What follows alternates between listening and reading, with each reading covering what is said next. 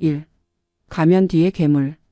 화려한 교회 강단 위에서 십자가 목걸이를 목에 걸고 경건하게 기도를 올리는 한 남자가 있다. 김도연 62세. 지역에서는 모르는 사람이 없을 정도로 유명한 인물이다. 대형 건설회사 도영건설 사장이자 세빛교회 장로 그리고 수많은 자선단체의 후원자로 활동하며 완벽한 신사의 모습을 연출해왔다. 언론에서는 그를 모범적인 기업인 신앙심 깊은 지역 리더라고 칭송했다. 시청에서 표창장을 수십 개나 받았고 지역 신문에는 그의 선행이 정기적으로 보도되었다. 하지만 이 모든 것은 철저히 계산된 가면이었다. 도연의 하루는 완벽한 시나리오로 짜여져 있다. 아침 6시에 일어나 성경을 읽고 7시에 운동을 한 후 8시에 아침 식사를 한다. 9시에 회사에 도착해 직원들과 인사를 나누고 점심시간에는 어려운 이웃을 돕는 봉사활동에 참여한다. 오후에는 각종 모임과 회의에 참석하며 지역 발전을 위한 의견을 개진한다. 저녁에는 교회에서 성경 공부를 인도하고 신도들의 고민을 들어준다. 완벽한 모범 시민의 하루였다. 하지만 이 모든 것은 철저히 연기였다. 집으로 돌아온 도연의 모습은 180도 달라진다. 현관문을 열자마자 그의 얼굴에서는 온화한 미소가 사라지고 차가운 분노가 스며든다. 거실에서 저녁을 준비하던 아내 윤정희가 살짝 몸을 떨며 인사를 건넨다. 58세의 정희는 한때 동네에서 가장 아름답다고 소문났던 여성이었다. 대학에서 문학을 전공한 지적인 여성이었고 도연과 결혼하기 전에는 출판사에서 편집자로 일했다. 하지만 지금은 눈가의 멍 자국을 화장으로 가리고 긴 소매 옷으로 팔뚝에 상처를 숨기며 살아가고 있다. 한때 당당하고 자신감 넘쳤던 여성은 온데간데없고 눈치만 보며 위축된 모습만 남아있다.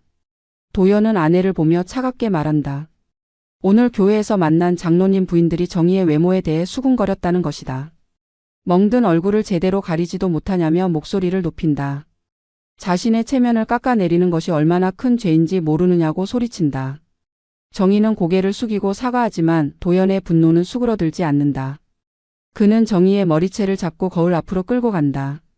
거울을 보라며 자신이 얼마나 추하고 역겨운지 제대로 보라고 악을 쓴다. 주먹이 정희의 얼굴을 향해 날아간다. 한 대, 두 대, 세 대.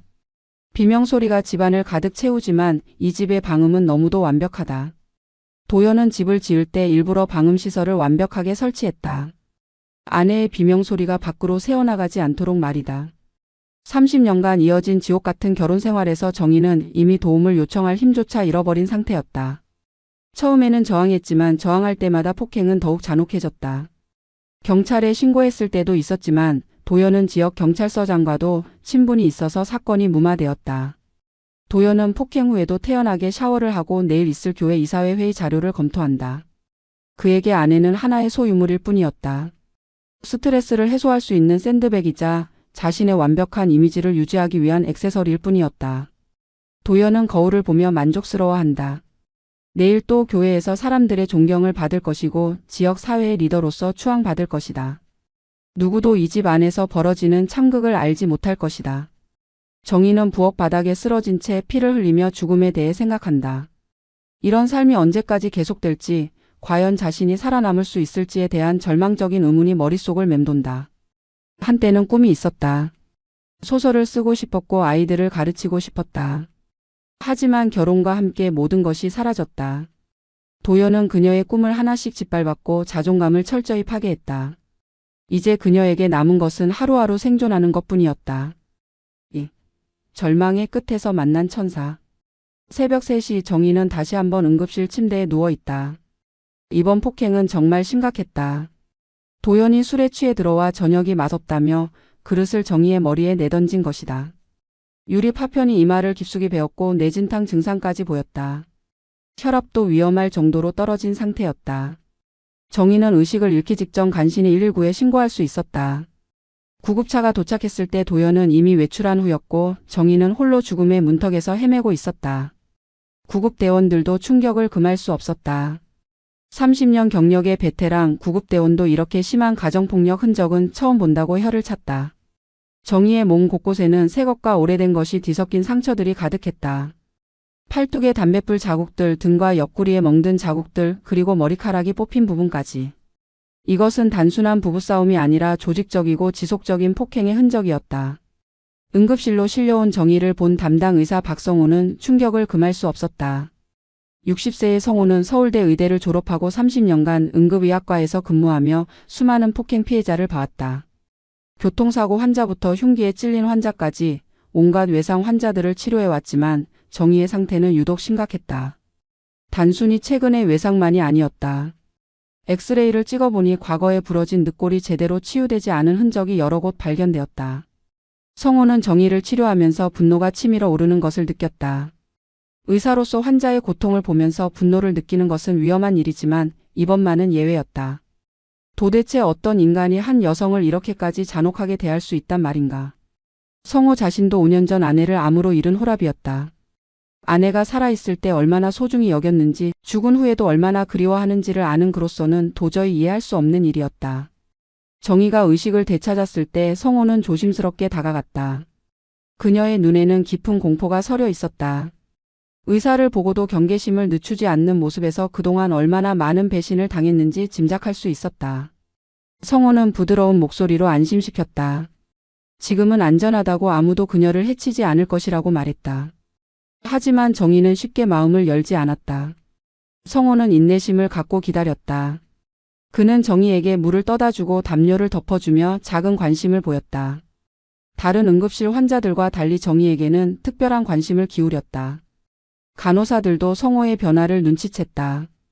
평소 냉정하고 전문적이던 그가 한 환자에게만큼은 아버지 같은 따뜻함을 보이고 있었다. 시간이 지나면서 정희는 조금씩 마음을 열기 시작했다. 성호가 진심으로 자신을 걱정하고 있다는 것을 느낄 수 있었다. 그의 눈에서 읽히는 진실한 관심과 연민이 30년 만에 처음 느껴보는 따뜻함이었다. 성호는 조심스럽게 질문을 건넸다. 이런 상처들이 어떻게 생긴 것인지, 정말 사고였는지를 물었다. 정희는 처음에는 거짓말로 둘러댔다. 계단에서 넘어졌다고, 문에 부딪혔다고 말이다. 하지만 성호는 포기하지 않았다. 그는 의학적 지식을 바탕으로 정희의 상처들이 사고로 인한 것이 아니라는 것을 설명했다.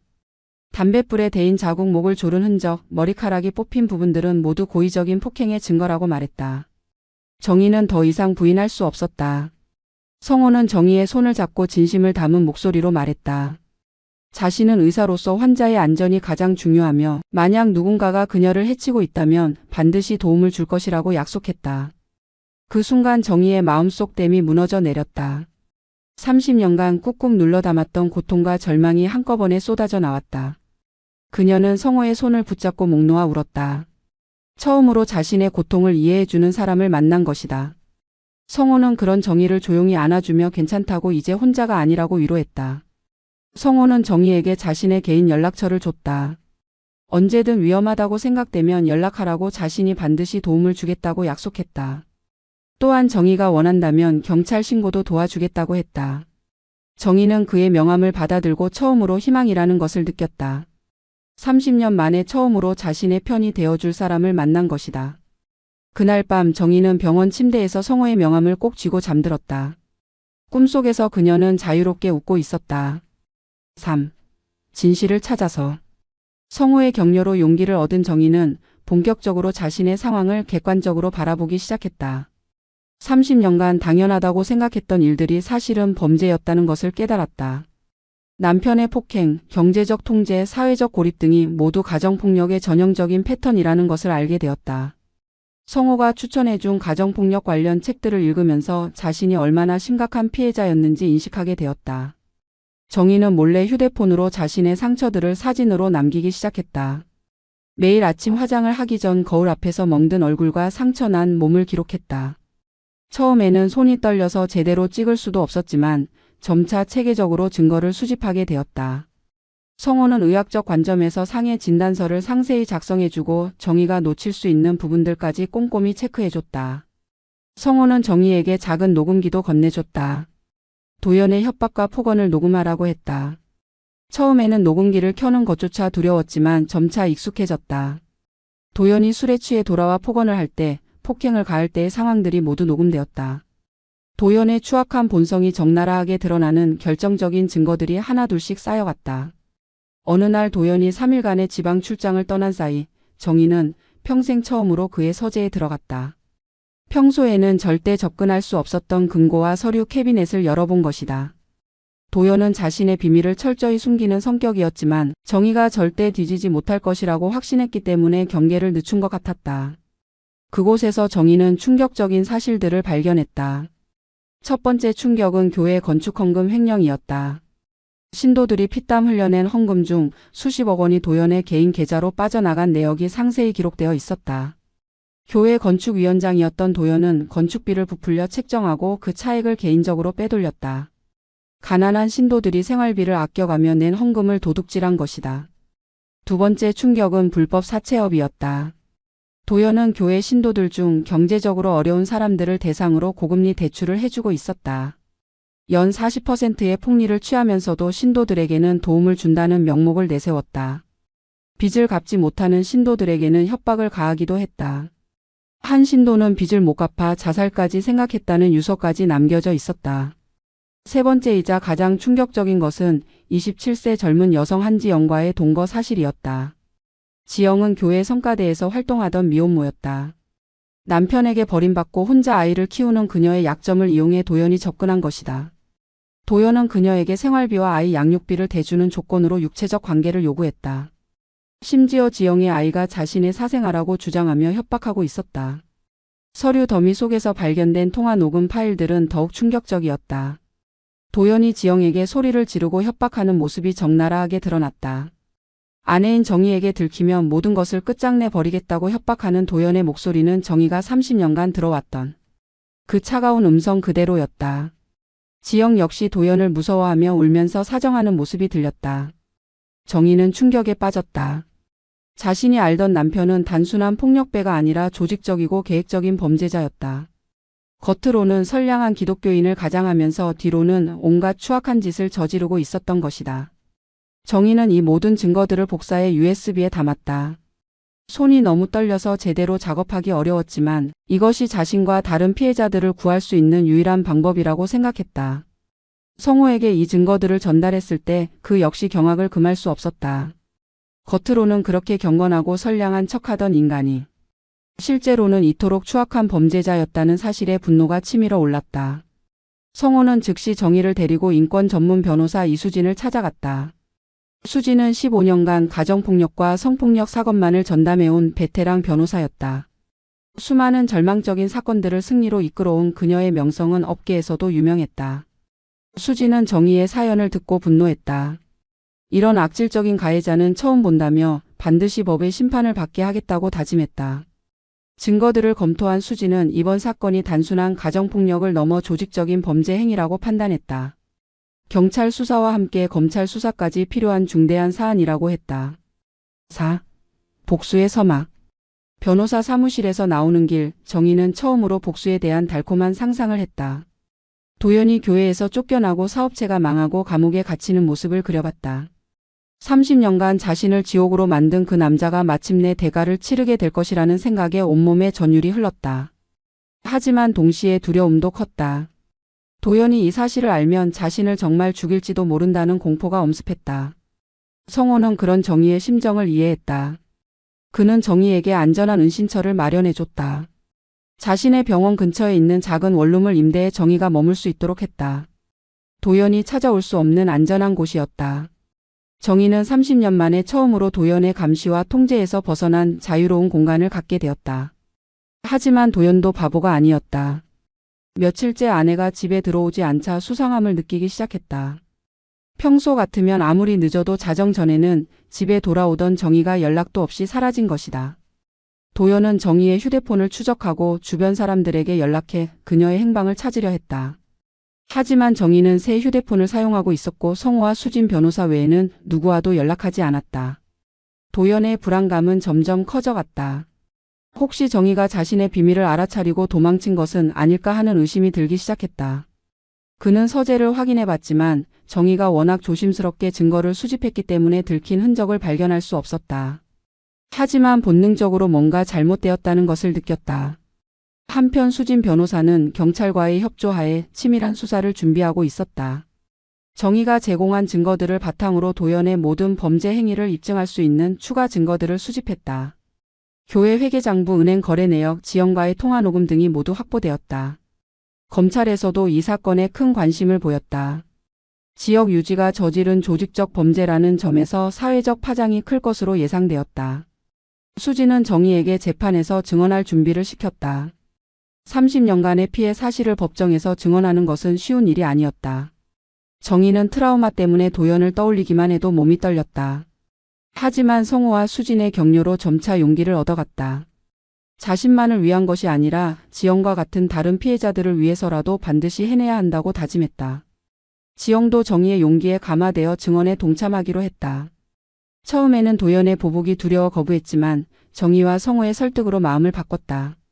지영은 도연에게 당한 성폭행과 협박의 전말을 상세히 증언하기로 했다. 자신의 아이를 위해서라도 도연을 처벌받게 해야 한다는 각오를 다졌다. 교회 내부에서도 변화가 일어나고 있었다. 일부 신도들이 도연의 이상한 행동들에 대해 의문을 제기하기 시작했다. 헌금이 제대로 관리되고 있는지, 건축비가 적절하게 사용되었는지에 대한 감사를 요구하는 목소리가 높아졌다. 도연은 이런 분위기를 감지하고 더욱 초조해했다. 뭔가 큰 변화가 일어나고 있다는 것을 본능적으로 느꼈지만 구체적으로 무엇인지는 알 수 없었다. 폭풍 전야. 도연의 불안감은 극에 달했다. 며칠째 정희와 연락이 닿지 않자 그는 미쳐가고 있었다. 평소 완벽한 통제를 자랑하던 그에게 이런 상황은 견딜 수 없는 것이었다. 그는 정희를 찾기 위해 온갖 수단을 동원했다. 사설 탐정을 고용하고 정희의 과거 직장 동료들에게까지 연락해 그녀의 행방을 찾으려 했다. 하지만 모든 노력은 허사였다. 정희는 마치 증발한 것처럼 자취를 감춰버렸다. 도연은 교회에서도 연기를 계속해야 했다. 신도들 앞에서는 여전히 자상한 남편이자 모범적인 장로의 모습을 연출했다. 아내가 잠시 친정에 가서 어머니를 돌보고 있다고 거짓말을 했다. 하지만 그의 표정에서는 초조함과 분노가 숨어 있었다. 예배 중에도 집중하지 못하고 휴대폰을 확인하는 모습이 자주 목격되었다. 한지영 역시 도연의 변화를 감지했다. 평소보다 더욱 신경질적이고 폭력적으로 변한 도연이 두려웠다. 그는 지영에게 정희의 행방에 대해 아는 것이 없냐며 다그쳤다. 혹시 정희가 자신들의 관계를 눈치챈 것은 아니냐며 의심했다. 지영은 아무것도 모른다고 했지만 사실은 며칠 전부터 낯선 여성으로부터 전화를 받고 있었다. 그 여성은 자신을 변호사라고 소개하며 지영에게 도연과의 관계에 대해 질문했다. 교회 내부의 분위기도 심상치 않았다. 몇몇 신도들이 도연의 재정 관리에 대해 공공연히 의문을 제기하기 시작했다. 건축 헌금으로 모인 돈이 정말 모두 건축비로 사용되었는지, 왜 예상보다 훨씬 많은 돈이 들어갔는지에 대한 의혹이 제기되었다. 도연은 이런 의혹들을 일축하려 했지만 점점 더 많은 신도들이 투명한 회계 감사를 요구하고 나섰다. 이런 상황에서 도연은 극단적인 선택을 고려하기 시작했다. 정의를 찾아서 영원히 입을 막아버릴 생각이었다. 그는 과거에 거래했던 조폭들과 연락을 취했다. 건설업을 하면서 여러 번 그들의 도움을 받은 적이 있었다. 이번에도 그들의 힘을 빌려 정의를 제거하려는 계획을 세웠다. 하지만 정의와 수진 변호사팀은 이미 모든 것을 준비해 놓은 상태였다. 경찰과 검찰이 함께 참여한 합동수사팀이 구성되었고 도연의 모든 범죄 행위에 대한 수사가 비밀리에 진행되고 있었다. 은행 계좌 추적, 통화기록 분석, 교회 회계 감사 등이 동시에 이뤄지고 있었다. 도연이 짐작하고 있는 것보다 훨씬 큰 규모의 수사망이 그를 향해 좁혀지고 있었다. 성호는 정의의 안전을 위해 경호원까지 고용했다. 도연이 어떤 극단적인 행동을 할지 모르는 상황에서 정의를 보호하는 것이 최우선이었다. 정의는 안전한 은신처에서 재판 준비를 계속했다. 트라우마 치료를 받으면서 동시에 법정 증언 연습을 했다. 30년간의 고통을 객관적이고 정확하게 증언하는 것은 쉽지 않은 일이었다. 수진 변호사는 언론과도 접촉하기 시작했다. 이 사건이 단순한 가정폭력 사건이 아니라 지역 사회의 부패와 위선을 드러내는 중대한 사건이라는 점을 강조했다.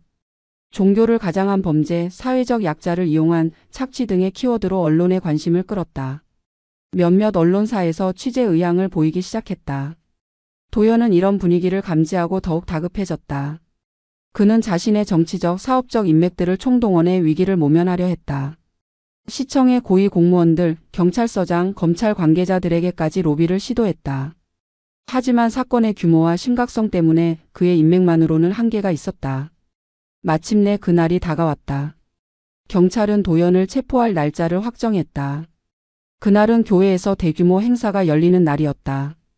새로 건축한 예배당의 축복식과 함께 도연의 사업체 창립 30주년 기념식도 함께 열릴 예정이었다. 지역의 유지들과 수백 명의 신도들이 모일 예정이었다. 경찰은 이날을 택한 이유가 있었다. 도연의 위선을 가장 극적으로 드러낼 수 있는 순간이기 때문이었다. 정희는 그날 아침 거울 앞에 섰다. 30년 만에 처음으로 화장으로 상처를 가리지 않았다. 멍든 자국과 상처들을 그대로 드러낸 채 법정에 설 준비를 했다. 이것이 자신이 할 수 있는 마지막 용기였다. 성호가 그녀의 손을 잡으며 격려했다. 모든 것이 끝나면 진짜 새로운 삶이 시작될 것이라고 말했다. 6. 심판의 날. 일요일 오후 2시 세빛교회에는 평소보다 많은 사람들이 몰려들었다. 새로 건축된 예배당의 축복식을 위해 전국 각지에서 목사들과 신도들이 찾아왔다. 지역 정치인들과 사업가들도 도연의 초청으로 참석했다. 총 500여 명이 넘는 인파가 교회를 가득 메웠다. 도연은 이날을 위해 몇 달 전부터 준비해왔다. 자신의 위상을 과시하고 영향력을 확인하는 중요한 자리였다. 예배가 시작되고 도연은 화려한 양복을 입고 강단에 올랐다. 그의 얼굴에는 평소에 자신감 넘치는 미소가 가득했다. 하지만 내심으로는 여전히 불안했다. 정의의 행방을 찾지 못한 채 며칠을 보낸 그는 뭔가 불길한 예감을 느끼고 있었다. 그럼에도 불구하고 그는 완벽한 연기를 해냈다. 하나님의 은혜와 교회 공동체의 사랑에 대해 감동적인 설교를 했다. 도연의 설교는 절정에 달했다. 그는 가정의 소중함과 이웃 사랑의 중요성에 대해 역설했다. 진정한 믿음이란 말로만 하는 것이 아닙니다. 행동으로 보여주는 것입니다. 우리는 가정에서부터 사랑을 실천해야 합니다. 신도들은 감격에 겨워 박수를 쳤다. 그들의 장로님이 얼마나 훌륭한 분인지 다시 한번 확인하는 순간이었다. 바로 그때 교회 뒤쪽 출입문이 열렸다. 정복을 입은 경찰관들이 조용히 들어왔다. 처음에는 몇 명 안 되는 것처럼 보였지만 계속해서 더 많은 경찰들이 들어왔다. 총 20여 명의 경찰이 교회 곳곳에 배치되었다. 신도들은 처음에는 무슨 일인지 몰라 웅성거렸다. 혹시 VIP 경호를 위한 것인가 하는 추측도 나왔다. 도연도 경찰들을 발견했지만 당황하지 않으려 했다. 설교를 계속하면서도 시선으로 상황을 파악하려 했다. 하지만 점점 더 많은 경찰들이 들어오자 불안감이 커졌다. 설교 중에 말을 더듬기 시작했고 식은땀이 이마에 맺히기 시작했다. 수사팀장이 강단을 향해 걸어왔다. 그의 손에는 영장이 들려 있었다. 도연은 마침내 상황을 깨달았다. 하지만 이미 늦었다. 수사팀장이 마이크를 잡고 선언했다. 김도연 씨 배우자 폭행, 횡령, 성폭행 등의 혐의로 긴급 체포 영장을 집행합니다. 교회 안은 순식간에 아수라장이 되었다. 신도들은 충격에 빠졌다. 방금까지 사랑과 평화에 대해 설교하던 그들의 장로가 범죄자라니 도저히 믿을 수 없는 일이었다. 일부는 경찰의 실수라며 항의했지만 수사팀장은 차분하게 혐의 내용을 낭독했다. 30년간의 아내 폭행, 교회 헌금 50억 원, 횡령, 신도들 대상 불법 사채업, 미혼모 성폭행 및 협박 등 총 15개의 혐의가 그에게 씌워졌다. 도연은 마지막까지 발악했다. 이것은 모함입니다. 저를 시기하는 자들의 음모입니다. 하지만 그의 절규는 공허하게 들렸다. 경찰이 수갑을 채우자 도연은 완전히 무너졌다. 30년간 쌓아 올린 완벽한 가면이 단 몇 분 만에 산산조각 났다. 가장 충격적인 순간은 정희가 교회 안으로 걸어 들어올 때였다. 화장을 지우고 상처 자국을 그대로 드러낸 채 나타난 그녀의 모습에 모든 사람들이 숨을 멈췄다. 얼굴 곳곳에 뭔가 이마에 상처, 목에 손자국, 팔과 다리에 화상 자국들이 적나라하게 드러났다. 한때 아름답던 여성의 모습은 온데간데 없고 폭력의 흔적만이 가득한 상처투성이의 몸이 있을 뿐이었다. 정희는 떨리는 목소리로 말했다. 30년간 저는 이 사람에게 맞고 살았습니다. 여러분이 보시는 이 상처들은 모두 제 남편이 저에게 가한 것들입니다. 더 이상 숨길 수 없어서 진실을 말씀드립니다. 교회 안에 정막이 흘렀다. 신도들은 믿을 수 없다는 표정으로 정희를 바라봤다. 이어서 한지영도 증인으로 나타났다. 27세의 그녀는 울면서 도연이 자신에게 저지른 성폭행과 협박에 대해 증언했다. 저는 미혼모라는 약점을 잡히고 이 사람에게 농락당했습니다. 생활비를 주겠다는 말에 속아서 더러운 관계를 맺었고 거부하면 아이를 해치겠다고 협박받았습니다. 신도들은 완전히 충격에 빠졌다. 수사팀장은 도연의 범죄 증거들을 공개했다. 교회 건축헌금 횡령 내역이 적힌 장부, 불법 사채업 관련 계약서들, 정의를 폭행하는 음성 파일, 지영을 협박하는 통화 녹음 등이 차례로 공개되었다. 도연의 목소리가 스피커를 통해 흘러나올 때마다 신도들은 경악했다.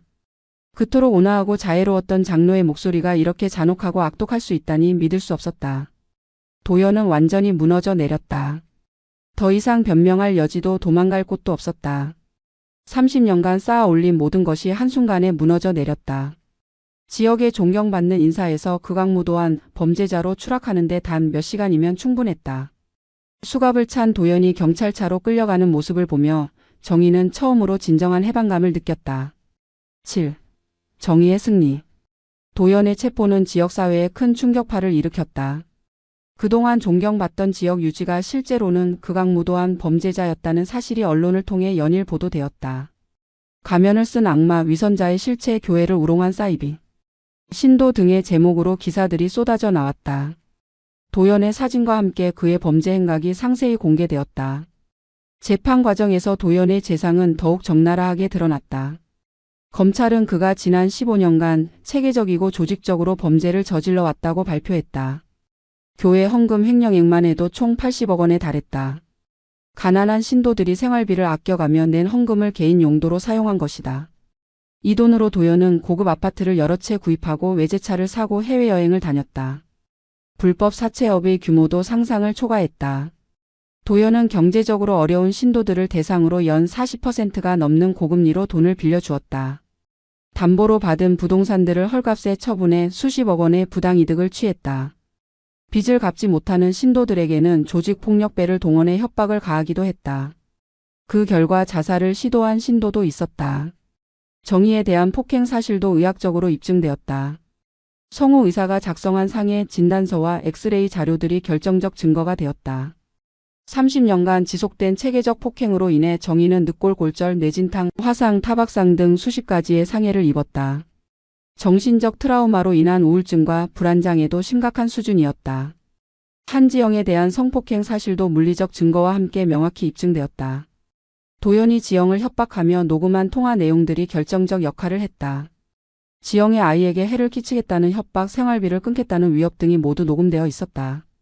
도연은 심지어 지영과의 성관계를 몰래 촬영한 동영상까지 소지하고 있어 더욱 큰 충격을 주었다.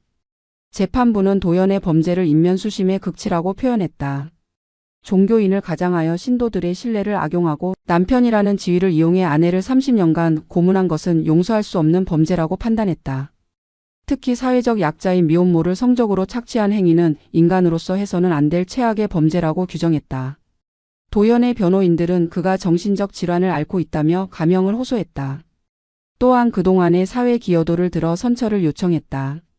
하지만 재판부는 이를 받아들이지 않았다.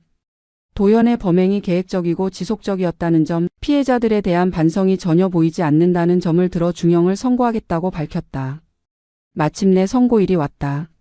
재판장은 도연에게 징역 15년과 벌금 100억 원을 선고했다.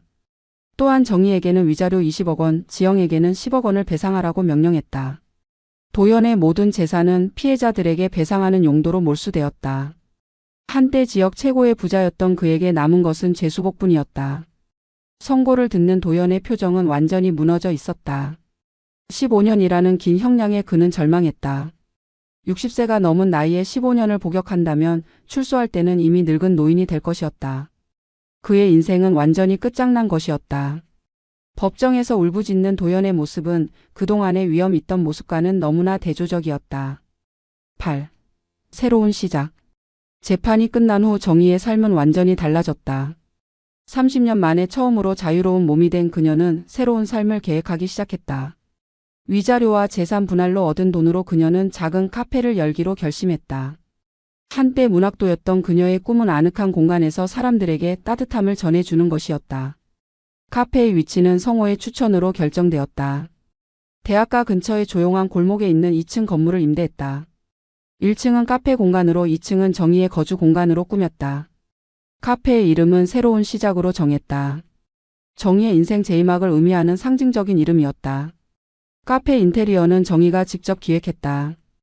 따뜻한 나무톤의 가구들과 화사한 꽃들로 가득한 공간을 만들었다. 벽면에는 그녀가 좋아하는 문학 작품들의 명구들을 예쁘게 새겨 넣었다. 모든 끝은 새로운 시작이다. 상처받은 만큼 더 강해진다. 같은 희망적인 메시지들이 카페 곳곳에 배치되었다. 카페를 준비하는 동안 성호는 정희의 든든한 조력자가 되어 주었다. 메뉴 개발부터 인테리어, 마케팅까지 모든 면에서 도움을 주었다. 의사로서의 바쁜 일정에도 불구하고 시간을 내어 정희와 함께했다. 두 사람의 관계는 자연스럽게 발전해 갔다. 처음에는 의사와 환자였지만 이제는 서로를 의지하는 소중한 동반자가 되었다. 카페가 문을 연 첫날 생각보다 많은 손님들이 찾아왔다. 정희의 이야기를 언론을 통해 들은 사람들이 응원차 찾아온 것이었다. 특히 가정폭력 피해 경험이 있는 여성들이 많이 왔다. 그들은 정희에게서 희망을 얻고 싶어 했다. 자신들도 새로운 시작을 할 수 있다는 용기를 얻고 싶어 했다. 정희는 이런 여성들을 위해 특별한 프로그램을 시작했다. 매주 화요일 저녁에는 힐링 토크라는 시간을 마련해 가정폭력 피해 여성들의 모임을 주최했다. 서로의 경험을 나누고 위로하며 새로운 삶을 계획하는 시간이었다. 성호도 의료진으로 참여해 피해자들의 치료와 상담을 도왔다. 카페는 점차 지역의 명소가 되어갔다. 커피 맛도 좋았지만 무엇보다 정희의 따뜻한 마음가짐이 사람들을 끌어들였다. 그녀는 손님 한 명 한 명과 진심으로 소통했다. 힘들어하는 사람들에게는 위로를, 기뻐하는 사람들과는 함께 기쁨을 나눴다. 카페는 단순한 상업 공간이 아니라 사람들의 마음을 치유하는 공간이 되었다. 6개월 후 성호는 정희에게 정식으로 교제를 신청했다. 병원 옥상 정원에서 석양을 바라보며 그는 진심을 고백했다. 처음에는 의사로서 환자를 돕는다는 마음이었습니다. 하지만 시간이 지나면서 한 인간으로서 당신을 사랑하게 되었습니다. 나이가 많다고 사랑을 포기할 필요는 없지 않을까요? 정희는 처음에는 당황했다. 30년간 지옥 같은 결혼 생활을 한 자신이 다시 사랑을 할 수 있을지 확신할 수 없었다. 하지만 성호는 서두르지 않았다. 그는 매일 카페를 찾아와 커피를 마시며 정희와 소소한 대화를 나눴다. 병원에서 있었던 재미있는 일들을 이야기하고 정희의 카페 운영에 대한 조언도 해줬다. 함께 영화를 보러 가고 산책을 하며 천천히 서로를 알아갔다. 점차 정희는 성호에게 마음을 열기 시작했다. 그와 함께 있을 때 느끼는 편안함과 안정감이 진짜 사랑의 시작이라는 것을 깨달았다. 9. 진정한 행복. 1년 후 정희와 성호는 조용한 결혼식을 올렸다. 화려한 예식장 대신 정희의 카페에서 가족과 가까운 지인들만 모인 소담한 결혼식이었다. 정희는 순백의 드레스를 입고 진심으로 웃었다. 59세의 나이에 맞는 우아하고 품이 있는 아름다움이 그녀에게서 빛났다. 성호 역시 정희를 바라보며 행복한 미소를 지었다. 결혼식은 정희가 상상했던 모든 것과 달랐다. 30년 전 도영과의 결혼식은 화려했지만 공허했다. 수백 명의 하객들이 있었지만 정작 정희를 진심으로 축하해주는 사람은 거의 없었다. 모든 것이 도연의 체면을 위한 쇼였다. 하지만 이번 결혼식은 달랐다. 30명 남짓한 하객들이지만 모든 사람이 진심으로 두 사람의 사랑을 축복해 주었다. 수진 변호사가 주례를 맡았다. 그녀는 두 사람의 만남이 얼마나 특별한지, 절망 속에서 피어난 사랑이 얼마나 아름다운지에 대해 감동적인 주례사를 했다. 하객들 중에는 정희가 카페에서 도왔던 가정폭력 피해 여성들도 있었다. 그들은 정희를 보며 희망을 얻었고 이제 정희의 행복한 모습을 보며 더욱 큰 용기를 얻었다. 결혼 반지를 교환할 때 정희의 눈에는 눈물이 고였다. 하지만 이번에는 고통의 눈물이 아니라 기쁨의 눈물이었다. 성호는 정희의 손에 반지를 끼워주며 속삭였다. 이제 당신은 혼자가 아닙니다. 평생 제가 지켜드리겠습니다. 정희도 떨리는 목소리로 대답했다. 저도 당신을 평생 사랑하겠습니다. 우리 함께 새로운 인생을 만들어가요. 결혼 후 두 사람의 일상은 평범하지만 행복으로 가득했다. 성호는 병원에서 조기 은퇴를 결정했다. 30년간의 의사 생활을 마무리하고 정희와 함께 카페를 운영하기로 한 것이다. 처음에는 주변에서 성급한 결정이라며 만류했지만 성호의 의지는 확고했다. 돈보다는 사랑하는 사람과 함께하는 시간이 더 소중하다고 생각했기 때문이다. 성호가 카페 운영에 본격적으로 참여하면서 새로운 시작은 더욱 발전했다. 의사로서의 전문성을 살려 가정폭력 피해자들을 위한 의료 상담 서비스를 시작했다. 매주 토요일 오후에는 무료 진료를 제공했고 필요한 경우 큰 병원으로의 연계도 도왔다. 정의는 심리적 상담을, 성호는 의료적 치료를 담당하는 완벽한 팀워크를 보였다. 카페의 명성은 점점 높아져 갔다. 단순히 커피가 맛있는 곳이 아니라 상처받은 사람들이 치유받을 수 있는 특별한 공간으로 인정받았다. 전국 각지에서 사람들이 찾아왔고 언론에서도 여러 번 취재 요청이 들어왔다. 하지만 정의와 성호는 상업적 이익보다는 진정성 있는 도움에 더 집중했다.